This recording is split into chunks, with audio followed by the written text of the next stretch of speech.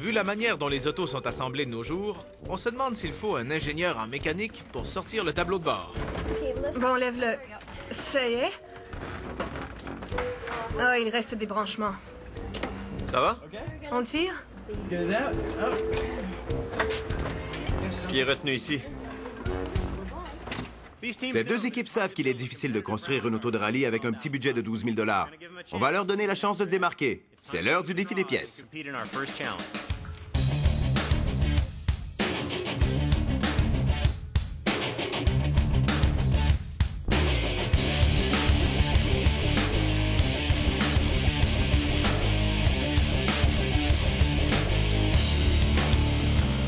Bienvenue au défi. Vous allez monter dans mon auto de rallye, la conduire ici et changer une roue, comme lors d'un rallye. Donc, en plaçant un triangle de signalisation. Puis, vous y remontez dans les règles et vous la conduisez jusqu'à ses bornes. L'équipe qui parvient le plus rapidement aux bornes après avoir changé la roue va remporter ce pistolet visseur qui peut valoir des points. Rally Mafia, ça vous va? Pas de problème. C'est facile. On va gagner. Killer Bees, qu'est-ce que vous en dites? On va leur botter les fesses. Parfait, voyons qui va gagner.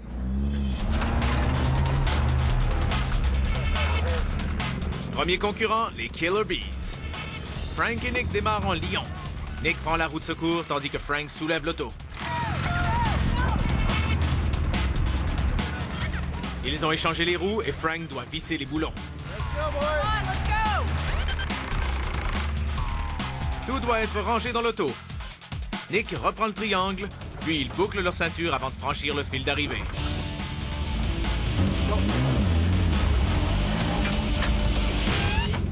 Bon, les gars, 2 minutes 2 secondes. Thank you. C'est un chrono difficile à battre, mais Rally Mafia relève le défi. Aidé de Ben, Dan est déterminé à vaincre son frère.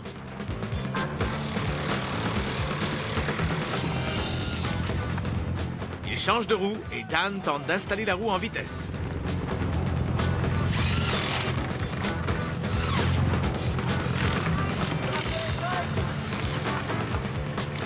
Dan finit de serrer les boulons et il range les accessoires.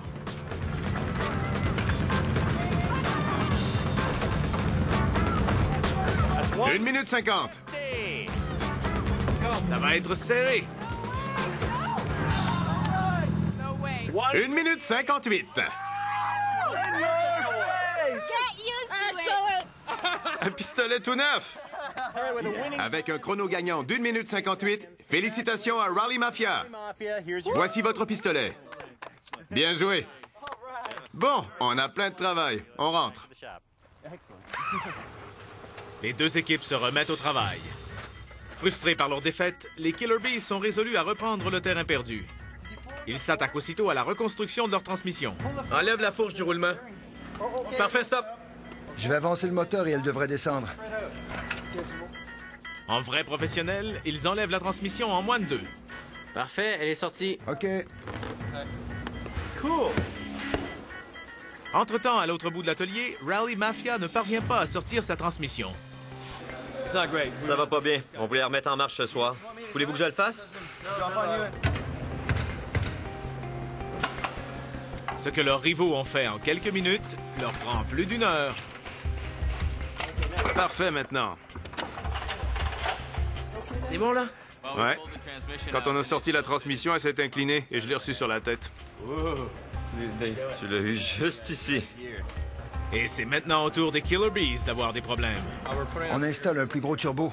Ça n'a pas été conçu pour ça, alors on va faire une sorte de moteur Frankenstein. On a très peu de jeu. On fonce ou on rentre. Ces fanatiques du rallye sont ici pour gagner. Mais cela ne les empêche pas de s'amuser un peu. Eh les gars, vaut mieux faire attention. Ma grand-mère s'en vient, elle va vous botter le derrière. Démo, on verra le jour de la course, OK? Du côté des Rally Mafia, Ben s'est attaqué au câblage de l'ordinateur de commande du moteur. Je trouve pas ce câble-là. Si je trouve le câble du relais du ventilateur, ça va aller. Et bien sûr, juste au moment où Ben se concentre sur le faisceau de câble du bloc de commande, on a besoin de lui pour installer la nouvelle transmission. Pousse-la plus haut un peu pour que je mette la vis. Pas pire? Dis-moi quand je pourrai la lâcher. Tu peux la lâcher lentement. Certain? Ouais, parce que le cric est plus là. Le cric la tenait. Merci, Creek. Et les deux équipes vont au lit. Dans un moment, 2 pas en avant, 1 pas en arrière. On va brûler le démarreur si on continue. Deuxième journée de la compétition. Les deux équipes ont l'impression d'avoir pris du retard et tout le monde s'active. Ils vont terminer les améliorations visant à accroître le rendement. Puis ils vont passer aux travaux de soudure pour en faire de véritables autos de rallye. Je me suis levé tôt. On s'est arrêté à quoi hier? 1h30 du matin? Ouais, on a pris une douche et on a redémarré ce matin. Tous les freins sont installés, le fluide aussi. Mark refait tout le système d'échappement. Elise vide le coffre pour qu'on y pose les supports de la roue et des sièges. L'ordinateur est pas encore câblé, mais je prévois démarrer l'auto vers midi aujourd'hui. À toutes les 2 heures, ils me demandent « Dans combien de temps? » Puis chaque fois, je réponds « Dans 2 heures environ. » On progresse. On est resté jusqu'à 2 heures la nuit dernière et on était debout à 6h30. On est fatigué. La journée a été longue, mais ce n'est rien par rapport à un rallye. On est habitué de travailler à cette cadence. On doit commencer à construire notre cage de retournement que l'autre équipe ne va pas construire, je crois. Il faut faire vite pour les devancer. Ces deux équipes travaillent très fort. On va maintenant leur donner l'occasion de se reposer et de nous montrer leurs propres réalisations. On passe à l'Expo Tuning.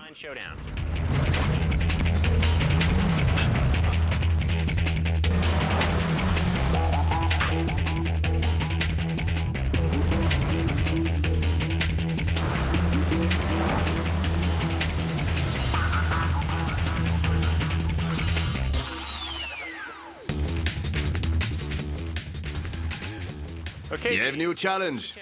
Rally Mafia, qu'avez-vous à nous montrer? Une Subaru STI 2002 dont on a changé la direction de droite à gauche. On a aussi modifié des pièces de la carrosserie, le moteur et la transmission. Dan possède cette Subaru WRX STI 2002, une importation spéciale. Il a passé des milliers d'heures à en améliorer le rendement et l'apparence. Kellerbees, qu'est-ce que c'est? Un coupé Audi Quattro 83, groupe B, 600 chevaux. C'est avec ça que tout a commencé. Un morceau de l'histoire du rallye. Frank est le propriétaire de cette Audi Quattro 83 du groupe B, dont la réputation est telle qu'elle devrait être dans un musée. Les gagnants de l'Expo Tuning vont recevoir ces phares auxiliaires. Quelles sont vos chances? On va gagner, sans conteste. L'auto porte le numéro 1. Ça dit tout. On s'en remet maintenant au juge. Ce sont 2 belles autos que les équipes nous ont apportées. Commençons par celle-ci, Randy. C'est une Subaru Impreza STI 2002. Belle, propre et bien assemblée. On va regarder sous le capot. Quel genre de moteur? C'est un moteur japonais avec refroidisseur intermédiaire. Il y a plein de composantes qu'on ne peut pas voir. Allons voir à l'intérieur. Très bien. Wow, c'est propre. Ça, ce sont les sièges réguliers de la STI. C'est bien parce que les propriétaires de cette auto la conduisent tous les jours et les sièges de course seraient intolérables. Tableau de bord très propre, hyper fonctionnel. Voyons l'arrière. C'est un aileron en fibre de carbone, comme le coffre. Impressionnant. Pour alléger l'auto, pour la rendre plus rapide. Empattement large, roue plus large, meilleur contrôle, roue de magnésium. Voyons l'autre auto. Ray, qu'est-ce qu'on a ici? Wow! C'est une Audi A2 83 à grand empattement du groupe B. C'est une page d'histoire. C'est le grand-père. Jetons un coup d'œil sous le capot. As-tu déjà vu autant de fibres de carbone et de Kevlar dans toute ta vie? Incroyable. 5 cylindres, moteur Audi turbo. Voyons le reste de l'auto. Oh, il y a plein de choses à voir. Cette porte pèse presque rien. Hyper fonctionnel. Pas de clim, pas de radio, pas de lecteur CD. C'est une auto de rallye, des sièges de rallye, tout en carbone et en Kevlar. Voyons ce qu'il y a derrière. Le refroidisseur est intégré à l'aileron. J'ai jamais vu ça sur une autre auto. C'est pour le carter sec. Ouais, c'est le cas. Il n'y a pas de carter d'huile sous le véhicule qui risque d'être endommagé. Pompe à essence double ici. Une auto vraiment étonnante. Le coût n'a pas d'importance. Je dirais que cette auto vaut probablement de nos jours $1 demi-million. Bref, ce sont 2 autos étonnantes. La vieille technologie contre la nouvelle. Rallye intégral versus la rue. Les juges ont examiné vos autos, qui les ont toutes deux très impressionnées. Mais ils respectent l'histoire et par conséquent, la Audi Quattro l'emporte.